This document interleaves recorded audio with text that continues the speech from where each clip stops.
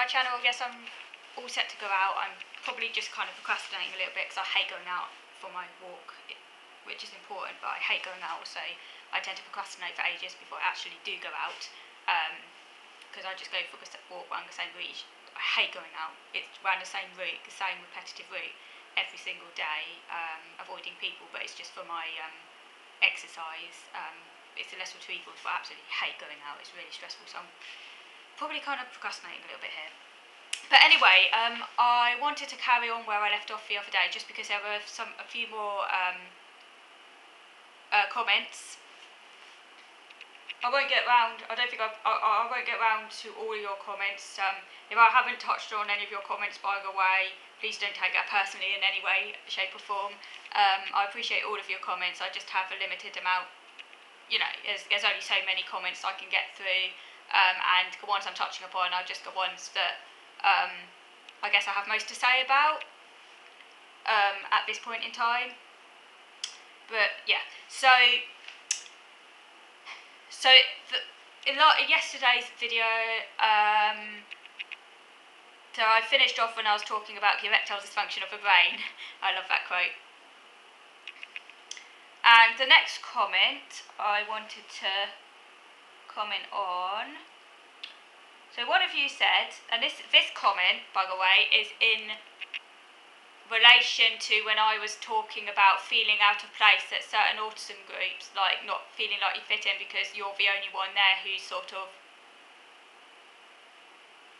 how can I put it, basically the most disabled, for want of a better word, of the people in the group, like where everyone else in the group says in work or, you know, is in a relationship or whatever, and it can make you feel like even more alone in a sense, because you're like, where are people like me?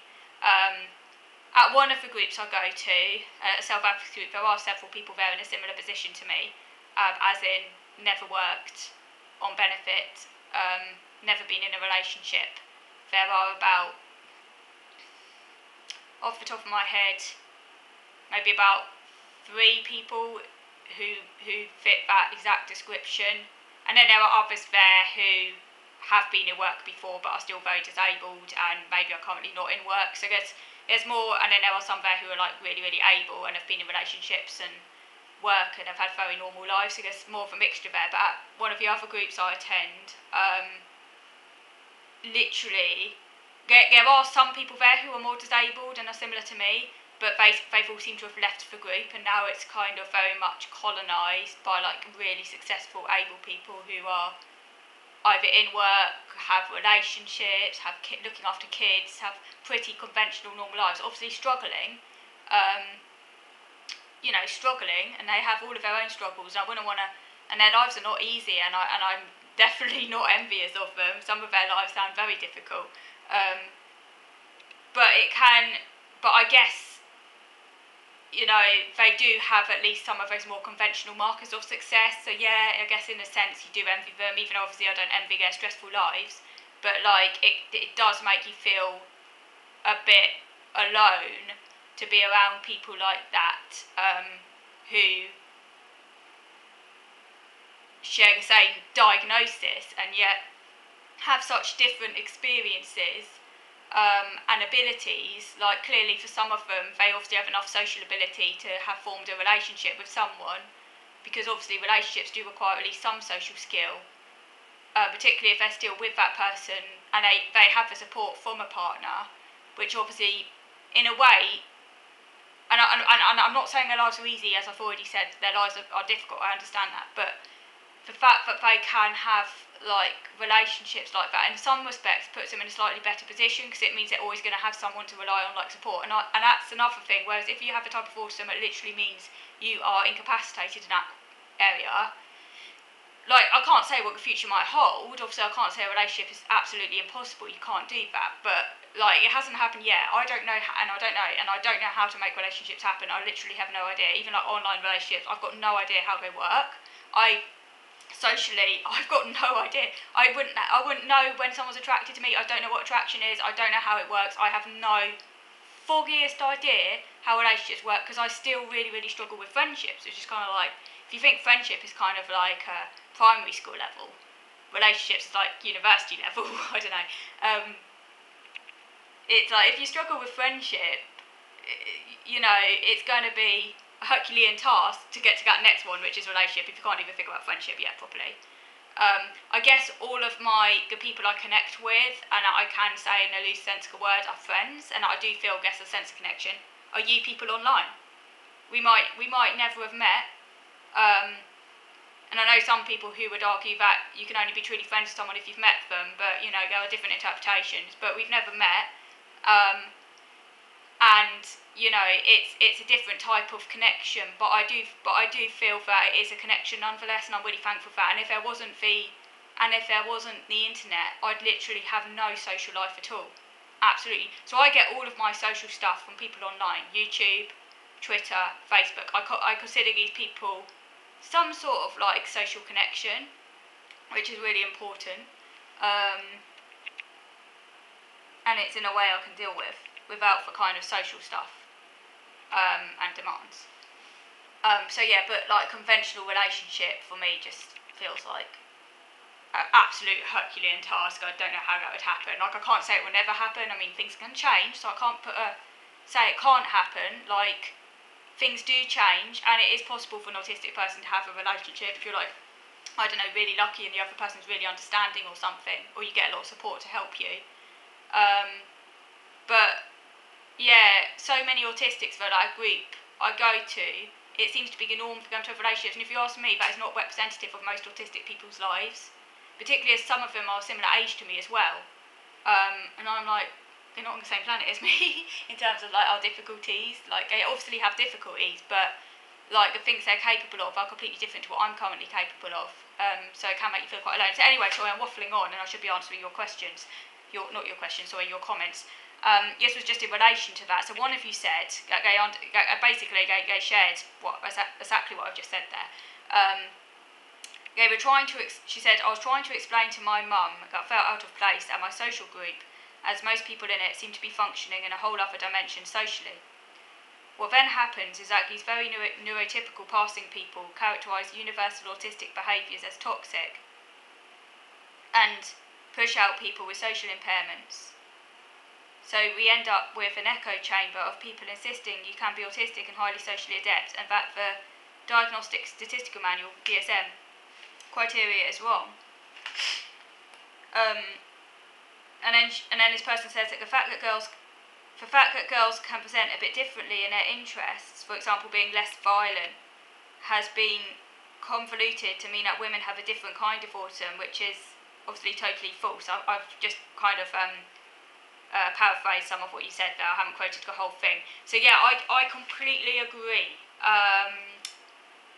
I think that while certainly it is a fact that historically girls and women have been underdiagnosed vis-a-vis autistic men, there's been a massive overlook there.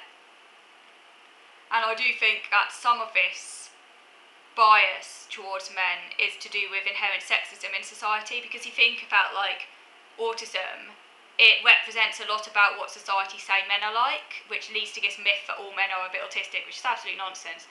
But you know, because of the stereotype that like girls and women are supposed to be socially adept, caring, or outwardly caring, obviously autistic people are caring, but you know, outwardly caring in the way society expects.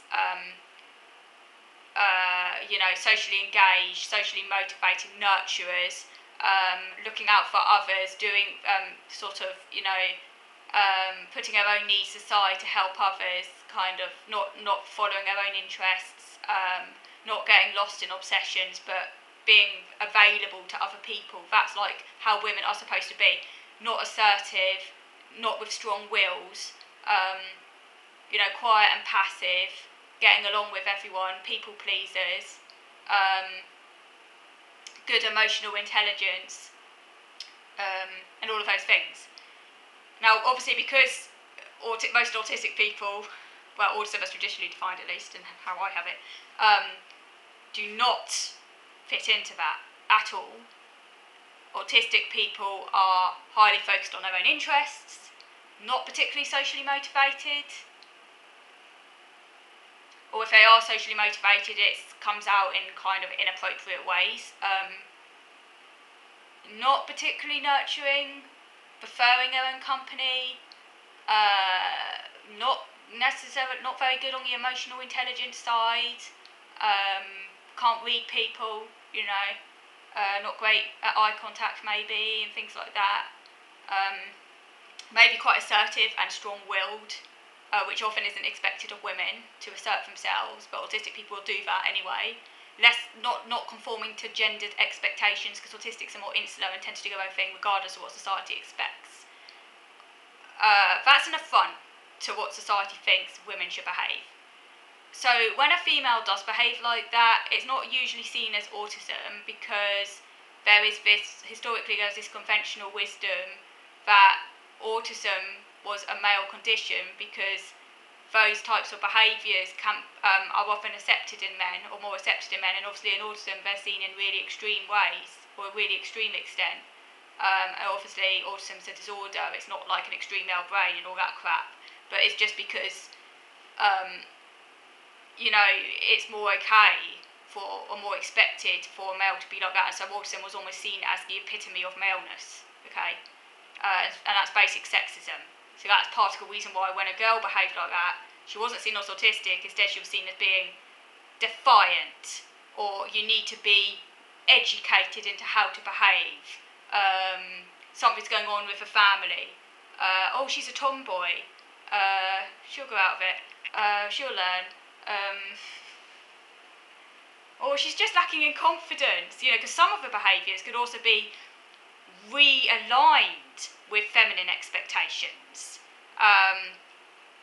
Whereas in a boy there might be seen as signs of autism, but in a girl they're often realigned with feminine expectations. So instead of seeing a lack of eye contact as a potential sign of autism when it's in conjunction with all of those other signs, it's a sign she lacks confidence.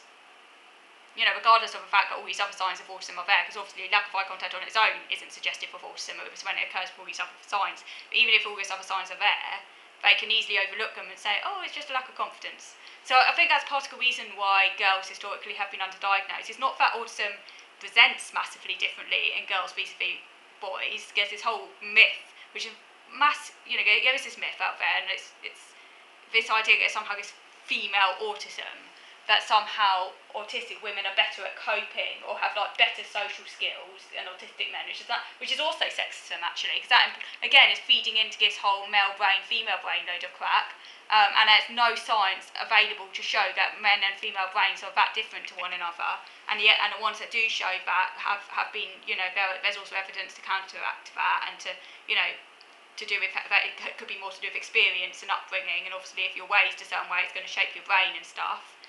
And there's more differences within male and female groups, actually, again, between men and women in terms of brain and how they behave. But obviously society does gender us and expect men and women to behave differently, and people go along with that to a greater or less extent. So obviously you're going to see differences in the behaviour on average between men and women, but I'd argue that's more nurture than nature. I'm not denying that there is some nature at play, I just think that it's overblown in its extent. So what am I saying? So obviously it follows from that you're going to see some slight differences between autistic men and autistic women. I'm not denying our differences, there are, on average, a slight difference between how an autistic man might present and an autistic woman might present, just because we are raised in a gendered society, and even though autistic people maybe don't care so much about gender and are more in their world, so maybe it's not going to influence them so much, nevertheless some of it will influence them. It can't be helped. If you're exposed to different things, that's going to affect your interests, what you like, what you pursue. So like a girl, who's constantly encouraged to play with dolls, that might turn into a special interest, and because of the way society has gendered autism to be a male thing, a girl playing with dolls in a very obsessive way isn't going to be seen as an autistic sign. Even if that playing with dolls is actually incredibly intense, obsessive and repetitive, it will still be seen as not an autism sign. It's perfectly normal for girls to love dolls. Yes, but it's the quality of how she's playing with the dolls that's different, isn't it? So there is clearly a slight difference, on average, between autistic boys and girls, men and women, because we're raised in a gender society. But I think the main difference is to do with the content of the interests. And I also think the main reason why girls have been underdiagnosed is not because there's a difference in autism per se, other than maybe the content of the interests, which I think is the main difference actually, is more the way society expects autism to be there in boys, not in girls, and will therefore reframe any autistic behaviour in girls, no matter how stereotypical it is, as something else. So I'm going to move over to video number 2 because I just want to carry on. So move over to video number 2 now.